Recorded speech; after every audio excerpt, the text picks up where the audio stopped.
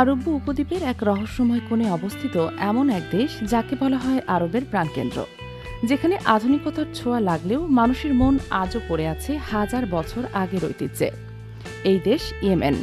এখানে নিয়ম চলে গোত্রের, এখানে সম্মান মাপা হয় কোমরে ঝোলানো বাঁকানো ছুরিতে। আর সবচেয়ে অবাক করা বিষয় হলো এখানকার বিয়ে।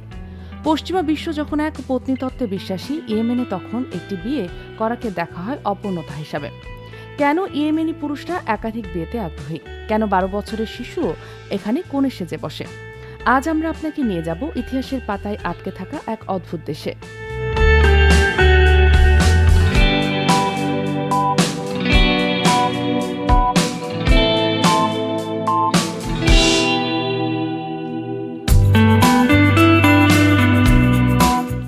ইয়েমেনের রাজধানী সানা দেখলে আপনার মনে হবে আপনি কোনো সিনেমার সেটে আছেন।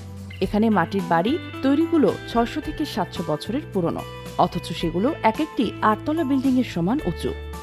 একে বলা হয় প্রাচীন বিশ্বের প্রথম আকাশচুম্বী শহর। এই ঘরগুলোতে বড় বড় পরিবার একসাথে থাকে। ইয়েমেনিদের জীবনধারা বুঝতে হলে তাদের এই বাড়িগুলোর দিকে তাকাতে হবে, যেখানে আভিজাত্য আর প্রতিরক্ষা একসাথে মিশে আছে।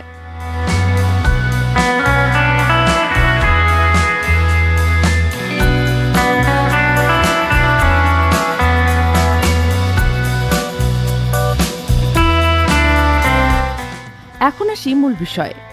ইয়েমেনে একাধিক বিয়ে বা বহু বিবাহ অত্যন্ত সাধারণ একটি বিষয়, তবে এর পেছনে কেবল আনন্দ নয়, জড়িয়ে আছে গভীর সামাজিক ও রাজনৈতিক কারণ। ইয়েমেন একটি উপজাতীয় সমাজ। এখানে কোনো পুরুষের যত বেশি স্ত্রী এবং সন্তান থাকে, সেই গোত্র তত বেশি শক্তিশালী বলে গণ্য হয়। ইয়েমেনি বিয়ে মানেই 3 থেকে 7 দিনের উৎসব। পুরুষদের অনুষ্ঠানে চলে ঐতিহ্যবাহী তলোয়ার নিয়ে নাচ। এখানে বিয়ের খরচ অনেক বেশি, তাই সামর্থ্যবান পুরুষরা বারবার বিয়ে করে নিজেদের আধিপত্য জাহির করেন।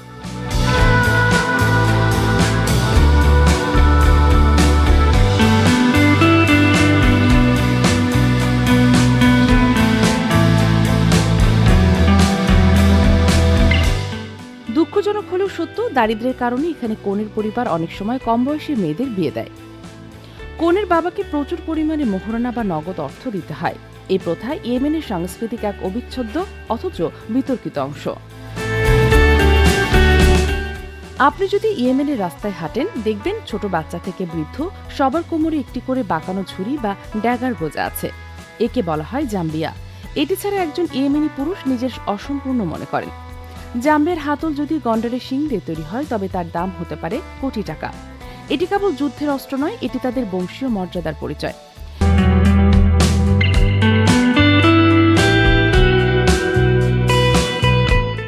ইয়েমেনের জীবনযাত্রার সবচেয়ে অদ্ভুত দিক হল কাত।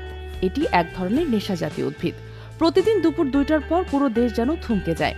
অফিস, আদালত, দোকানপাট সবাই বসে পড়ে কাত সেশনে। গালের একপাশেই পাতা জমিয়ে ঘন্টার পর ঘন্টা তারা আড্ডা দেয়। ইয়েমেনের অর্থনীতির প্রায় অর্ধেক এবং চাষযোগ্য জমির সিংহভাগ এই কাঠ চাষে ব্যবহৃত হয়।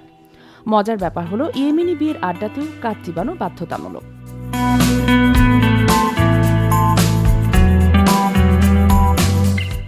অভাব আর যুদ্ধ ইয়েমেনকে জরাজীর্ণ করলেও তাদের আতিথেয়তা সারা বিশ্বে 1 নাম্বার। তাদের প্রধান খাবার সালতা বা মান্ডি পরিবেশন করা হয় বিশাল বড় মাটির পাত্রে। মেহমান আসলে তারা নিজের ঘরে শেষ সম্বলটুকু দিয়েও আপ্যায়ন করতে পিছপা হয় না।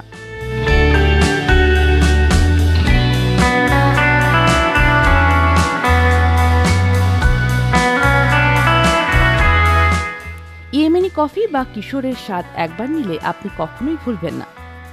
আজকের ইয়েমেন কিন্তু ছবির মতো সুন্দর নয়। গত 1 দশকের গৃহযুদ্ধ, ক্ষুধা আর মহামারীতে দেশটি প্রায় ধ্বংসের মুখে। তবু এই মানুষেরা তাদের হাজার বছরের ঐতিহ্য ছাড়েনি। অভাবের মধ্যেও তারা রঙিন পোশাক পরে বিয়ে করে, কোমরে জাম্বিয়া ঝুলিয়ে গর্বের সাথে হাঁটে। ইয়েমেন আমাদের শেখায় যে কোনো জাতি যদি তার সংস্কৃতিকে আঁকড়ে ধরে রাখে, তবে চরম বিপদেও তাদের অস্তিত্ব মুছে ফেলা সম্ভব নয়। আরব উপদ্বীপের এই রহস্যময় দেশটি হয়তো একদিন আবার তার পুরনো জৌলুস ফিরে পাবে। ইয়েমেনের এই একাধিক বিয়ের প্রথা বা জাম্বিয়া ঐতিহ্য নিয়ে আপনার কি মত? কমেন্টে আমাদের জানান। ভিডিওটি ভালো লাগলে লাইক দিন এবং এমন আরও রোমাঞ্চকর তথ্য পেতে আমাদের চ্যানেলটি সাবস্ক্রাইব করে রাখুন। দেখা হবে পরের ভিডিওতে। ধন্যবাদ।